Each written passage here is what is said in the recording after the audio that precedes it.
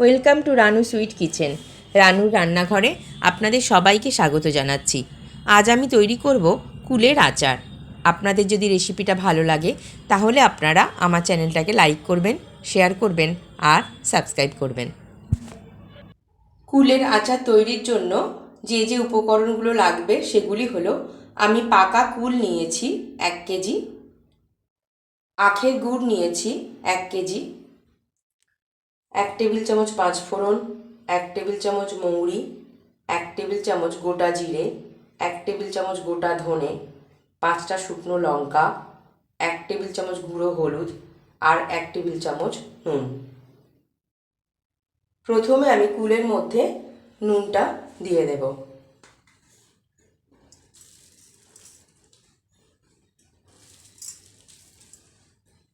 আর হলুদ গুঁড়োটাও দিয়ে দেব। এবার ভালোভাবে নুন আর হলুদটা কুলের মধ্যে মাখিয়ে নেব।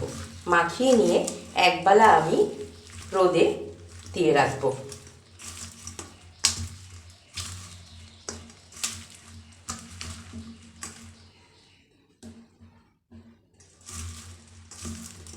মাখানো হয়ে গেছে, এবার এটাকে আমি একবেলা রোদে দিয়ে রাখবো।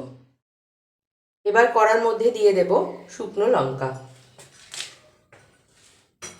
শুকনো লঙ্কাটা কিছুক্ষণ ভেজে নেব।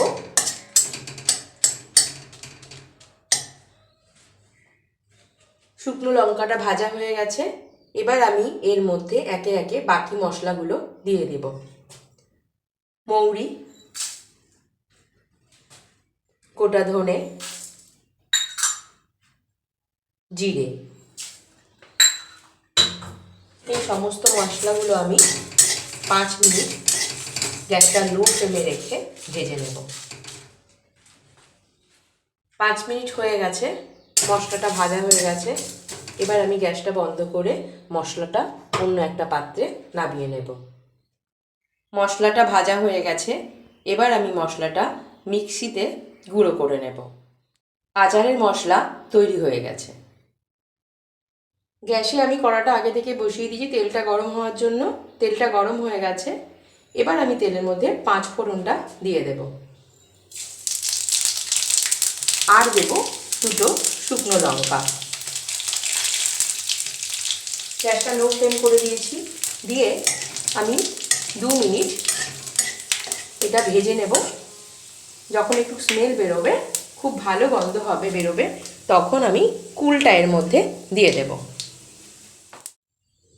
2 মিনিট হয়ে গেছে, খুব সুন্দর স্মেল বেরোচ্ছে। এবার আমি এর মধ্যে কুলটা দিয়ে দেব।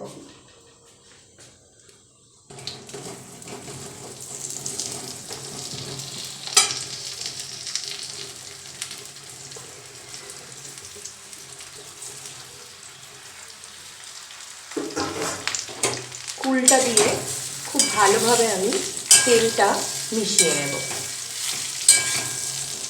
গ্যাসটা কিন্তু আমি লো ফ্লেমে করে দিয়েছি। এখন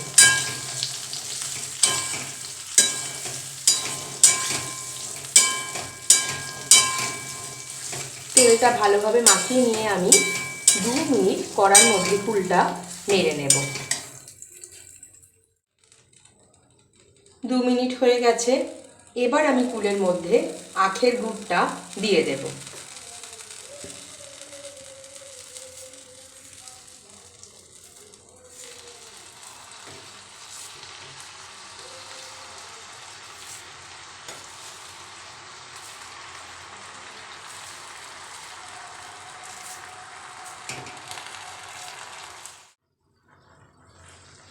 এবার গুড়টা দিয়ে কুলটা আমি খুব ভালোভাবে মিশিয়ে নেব আর গ্যাসটা হাই ফ্লেম করে দেব।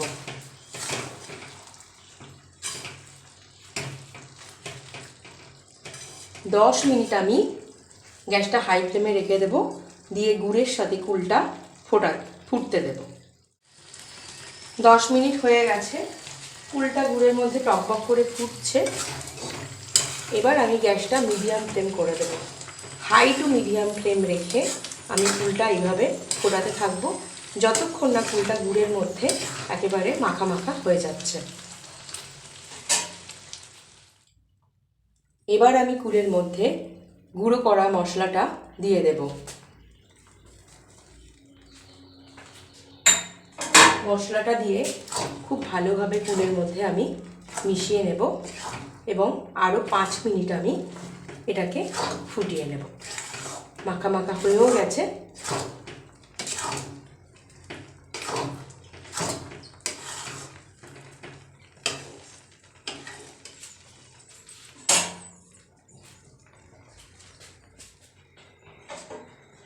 কুলের আচারটা মাখো মাখো হয়ে গেছে। এবার আমি গ্যাসটা বন্ধ করে এটাকে ঠান্ডা হতে দেব, তারপর একটা অন্য পাত্রে নামিয়ে নেব।